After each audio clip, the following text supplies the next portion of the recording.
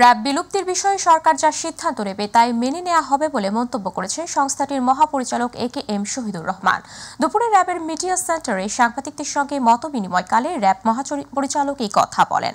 র্যাবের দ্বারা যারা নির্যাতিত ও ক্ষতিগ্রস্ত হয়েছেন তাদের কাছে ক্ষমা প্রার্থনা করেন তিনি। জানান, র্যাবে আয়নাঘরের বিষয়ে তদন্ত চলছে। হেলিকপ্টার থেকে গুলির বিষয়ে আন্তর্জাতিক অপরাধ ট্রাইব্যুনাল তদন্ত করছে বলেও জানান তিনি। আবু সাইদ অপুর রিপোর্ট। সমসাময়িক বিষয় এবং সাম্প্রতিক অভিযানিক কার্যক্রম সম্পর্কে র্যাব ফোর্সেসের অতিরিক্ত মহাপরিচালক মুখোমুখি হন গণমাধ্যম কর্মীদের সাথে। ছাত্র জনতার গণ অভ্যুত্থানে যারা শহীদ হয়েছেন তাদের আত্মার মাগফিরাত কামনা করি। আরে আয়োজিত সাংবাদিক সম্মেলনে র্যাবের অতিরিক্ত মহাপরিচালক বলেন, গণ অভ্যুত্থানের পরবর্তী সময়ে আইনশৃঙ্খলা পরিস্থিতি নিয়ন্ত্রণ নিয়ে র্যাব সবসময় মাঠে দায়িত্ব পালন করেছে। অবসরপ্রাপ্ত কতিপয় কর্মকর্তা আমরা 6 আগস্ট পুলিশ অফিসার্স মেসে সমবেত হই। কোথাও কোনো পুলিশ কাজে ছিল না, সে অবস্থায় দ্রুত কিভাবে এই পরিস্থিতি নিয়ন্ত্রণে আনা যায় সেই জন্য আমরা সেখানে সলা পরামর্শ করি।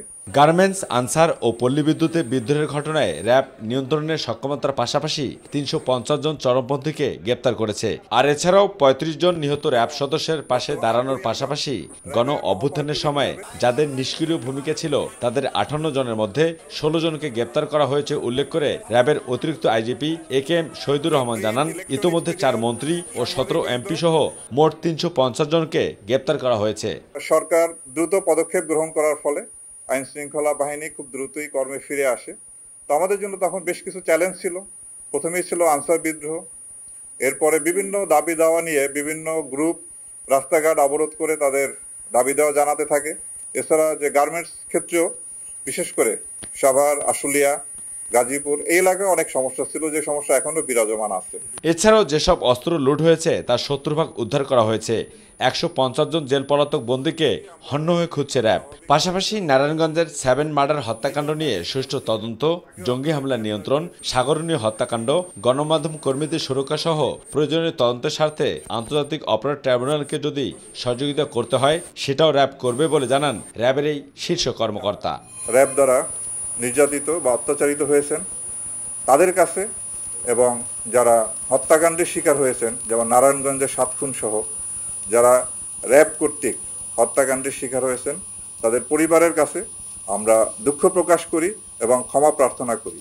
এবং পাশাপাশি এই সমস্ত ঘটনার সুষ্ঠু তদন্তের মাধ্যমে এর বিচার যাতে হয় সেটা আমরা প্রত্যাশা করি। আবু সাইদ অপু, মাই টিভি, ঢাকা। মামলা শেষ হলেই দেশে ফিরবেন বিএনপির ভারপ্রাপ্ত চেয়ারম্যান তারেক রহমান। নেতা কর্মীদের ধৈর্য ধরার আহ্বান জানিয়েছেন তিনি। দুপুরে যুক্তরাজ্য সফর শেষে দেশে ফিরে বিমানবন্দরে সাংবাদিকদের এ কথা বলেন দলের মহাসচিব মির্জা ফখরুল ইসলাম আলমগীর। বিএনপি সংস্কারের চেয়ে নির্বাচনকে বেশি প্রাধান্য দিচ্ছে এমন ধারণা ভুল মন্তব্য করে তিনি বলেন, নির্বাচিত সরকার ছাড়া দেশের সমস্যা মোকাবেলা করা চ্যালেঞ্জিং। তবে ছাত্র জনতার আন্দোলনে পাওয়া বিজয়কে ফলপ্রসূ ও সার্থক করতে হলে অবশ্যই সকলকে ধৈর্য ধরে ঐক্যবদ্ধভাবে কাজ করতে হবে এবং গণতন্ত্রকে পুনঃপ্রতিষ্ঠা করতে হবে। ভারপ্রাপ্ত চেয়ারম্যান যে আপনারা সবাই ধৈর্য ধরবেন, একটা বিশাল বিজয় সূচিত হয়েছে জনগণের। এই বিজয়কে ফলপ্রসূ করতে হলে অবশ্যই সকলকে ধৈর্য ধরে কাজ করতে হবে এবং গণতন্ত্রকে প্রতিষ্ঠা করতে হবে এবং গণতন্ত্রের যেটা প্রথম পদক্ষেপ ফটক, সেই ফটকে যে নির্বাচনের জন্য সকলকে প্রস্তুতি। ওনার যখন সুযোগ হবে, অর্থাৎ আপনার মামলা মোকদ্দমাগুলো শেষ হয়ে চলে যাবে। বিএনপির স্থায়ী কমিটির সদস্য নজরুল ইসলাম খান বলেছেন, যারা সরকারে আছে তারা জোর করে ক্ষমতা নেয়নি, জনগণ তাদের দায়িত্ব দিয়েছে। কৃষক দলের 44তম প্রতিষ্ঠা বার্ষিকী উপলক্ষে ঢাকা মহানগর দক্ষিণ কৃষক দলের উদ্যোগে শীত বস্ত্র বিতরণ অনুষ্ঠানে তিনি এই কথা বলেন। তিনি আরও বলেন, ফ্যাসিবাদ দূর হলেও গণতন্ত্র প্রতিষ্ঠা হয়নি। একটি অবাধ ও সুষ্ঠু নির্বাচনের মাধ্যমেই সত্যিকারের গণতন্ত্র প্রতিষ্ঠা পাবে।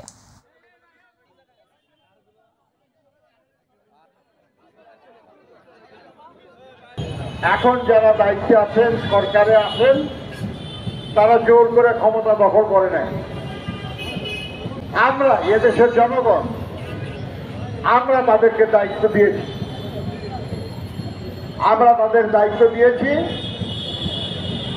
যে তারা দেশটাকে সুন্দরভাবে পরিচালনা করবেন এবং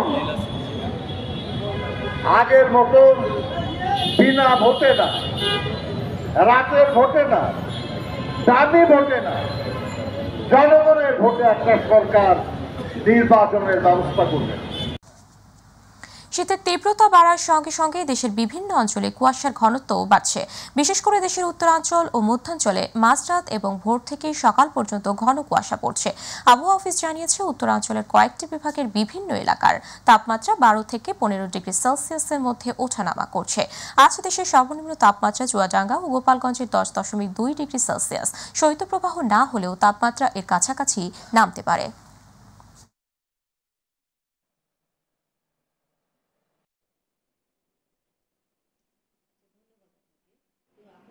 আপনারা জানেন ডিসেম্বর মাস আসলেই আপনার শীত, ডিসেম্বর জানুয়ারি ফেব্রুয়ারি 3 মাসই আমাদের শীতকাল, এবং ডিসেম্বরের মাঝামাঝি থেকে আমরা অনেক সময় আমরা শৈত্যপ্রবাহ পাই এবং মৃদু থেকে মাঝারি পর্যন্ত পৌঁছে যায়।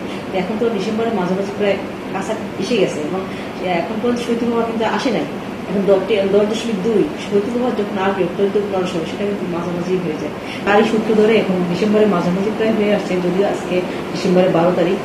এখন আজকে সর্বনিম্ন তাপমাত্রা 10.2 ডিগ্রি সেলসিয়াস রেকর্ড হয়েছে। তো এটা এরপরে কালকে আর একটু কমবে এবং এরপরে 14, 15, 16 অর্থাৎ ডিসেম্বর সেই মাঝামাঝিতেই আমরা পৌঁছে যাবো। তখন তাপমাত্রা আরো কিছুটা কমে আসবে এবং তখন মৃদু শৈত্যপ্রবাহ বা তারও বেশি হতে পারে। ডিসেম্বরের শুরু থেকে উত্তরের জেলা ঠাকুরগাঁওয়ের প্রকৃতিতে জেঁকে বসেছে শীত। গত কয়েকদিন ধরে এই জেলায় তাপমাত্রা 13 ডিগ্রি সেলসিয়াসের ঘরে ঘোরাফেরা করছে। বিকেল থেকেই বাড়তে থাকে হিমেল হাওয়া ও কুয়াশা পড়া। গত 2 দিন ধরে দেখা মেলে না সূর্যের। বিপাকে পড়েছেন নিম্ন আয়ের মানুষেরা। জেলা প্রশাসক বলছেন, শীত মোকাবেলায় প্রস্তুত তারা। ঠাকুরগাঁও থেকে রফিকুল ইসলাম রোহানের তথ্য ছবিতে জুবাইর রহমানের রিপোর্ট। ডিসেম্বরের শুরু থেকেই ঘন কুয়াশায় ঢেকে গেছে ঠাকুরগাঁওয়ের আকাশ। রাত বাড়ার সঙ্গে সঙ্গে বৃষ্টির মতো ঝিরঝির করে পড়তে থাকে কুয়াশা। সূর্যের কিরণ ছড়ালেও অনুভূত হচ্ছে শীত। তবে শীত উপেক্ষা করেই নিজ নিজ কর্মে দেখা গেছে দিনমজুর, শ্রমিক সহ বিভিন্ন শ্রমজীবী মানুষদের। বিপাকে পড়েছেন খেটে খাওয়া নিম্ন আয়ের মানুষেরা। আমরা কাজ না করলে হয় না, এখানে অনেক কুয়াশার কারণে আমরা কাজ করতেছি না, বস্ত্র নাই, পুরার কাপড় নাই, কিভাবে যে কষ্টের মধ্যে আমরা কাজে যাই। ঠান্ডাটা আমরা গাড়ি ডিপার্টমেন্টের লোক, আমরা গাড়িতে কাজ করি। আমাদের উত্তরবঙ্গে শীতের প্রচুর প্রকোপ। ঠাকুরগাঁওয়ে আবহাওয়া অধিদপ্তরের কোনো কার্যালয় না থাকায় কৃষি সম্প্রসারণ অধিদপ্তরের ঠাকুরগাঁও কার্যালয় স্থানীয় তাপমাত্রার হিসাব রাখে। জানা গেছে কয়েকদিন ধরে জেলার তাপমাত্রা 12 থেকে 13 ডিগ্রি সেলসিয়াসে ওঠানামা করছে। এরকম কুয়াশাগুলো তো চলা যাবে না, যে কুয়াশা দেখা যাচ্ছে। ঠান্ডাটা প্রচুর ঠান্ডা হয়ে গেছে, ঠান্ডাটা খুব বাড়তি। চলাফেরা করতে পারি না, বয়স হচ্ছে এখন 60-70 বছর বয়স প্রায়। মানে আপনার কি করছে, শীতের নাই কাপড়, খুব অসহায় মানুষ। শীতের তা কাজ করতে পারি না, খুব সমস্যা। তারপরও যেতে হয়, এই আর কি, খুব কষ্ট হয়। শীত মোকাবেলায় জেলা প্রশাসন প্রস্তুত বলে জানালেন জেলা প্রশাসক ইশরাত ফারজানা। উত্তরে অবস্থিত ঠাকুরগাঁও জেলায় ইতিমধ্যে শীত পড়ে গিয়েছে। আমাদের যা চাহিদা সেগুলো পেলে আমরা খুব দ্রুতই শীতবস্ত্র দুস্থ দরিদ্র মানুষের মধ্যে বিতরণ করে দিব। জুবাইর রহমান, মাই টিভি নিউজ। জ্ঞাত আয় বহির্ভূত সম্পদ অর্জনের মামলায় ব্যবসায়ী গিয়াসউদ্দিন আল মামুনকে হাইকোর্টের দেওয়া খালাসের রায় বহাল রেখেছেন আপিল বিভাগ। রায়ের পর সন্তুষ্টি প্রকাশ করেন গিয়াসউদ্দিন আল মামুন। সকালে প্রধান বিচারপতি ডক্টর সৈয়দ রেফাত আহমেদের নেতৃত্বাধীন 5 সদস্যের আপিল বিভাগ এই রায় দেন। এই মামলায় 2008 সালের 27 মার্চ বিচারিক আদালত মামুনকে 10 বছরের কারাদণ্ড এবং 10 লাখ টাকা অনাদায়ে আরও 1 বছরের দণ্ড দেন। রায়ের বিরুদ্ধে হাইকোর্টে আপিল করলে বিচারপতি AKM আসাদুজ্জামান ও আবু তাহের মোহাম্মদ সাইফুর রহমানের বেঞ্চ 2012 সালের 30 জুলাই খালাস পায় মামুন। পরে এই মামলায় আপিল বিভাগে যায় দুদক।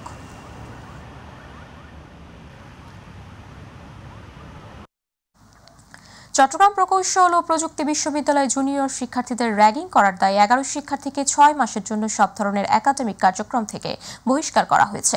বহিষ্কৃতরা সবাই বিশ্ববিদ্যালয়ের 2022-23 শিক্ষাবর্ষের পুরো কৌশল বিভাগের শিক্ষার্থী।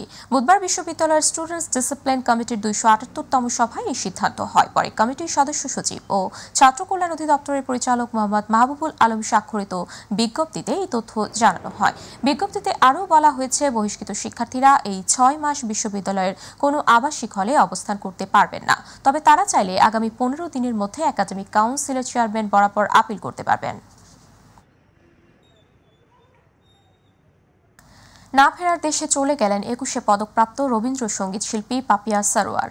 সকাল 8টায় রাজধানীর একটি বেসরকারি হাসপাতালে তিনি শেষ নিঃশ্বাস ত্যাগ করেন। ইন্না লিল্লাহি ওয়া ইন্না ইলাইহি রাজিউন। বেশ কিছুদিন ধরেই অসুস্থ 21শে পদকপ্রাপ্ত রবীন্দ্রসঙ্গীত শিল্পী পাপিয়া সারোয়ার। শারীরিক অবস্থার অবনতি হওয়ায় ভেন্টিলেশন সাপোর্ট দেওয়া হয়েছিল। পাপিয়া সারোয়ারের স্বামী সারোয়ার আলম জানান, প্রয়াতের মরদেহ আজ বারডেমের হিমঘরে রাখা হবে। কাল জুমার নামাজের পর জানাজা শেষে বনানী কবরস্থানে দাফন করা হবে। কয়েক বছর ধরে ক্যান্সারে ভুগছেন পাপিয়া সারোয়ার। 4 দিন ধরে ঢাকার তেজগাঁওয়ের একটি বেসরকারি হাসপাতালে চিকিৎসাধীন অবস্থায় ছিলেন।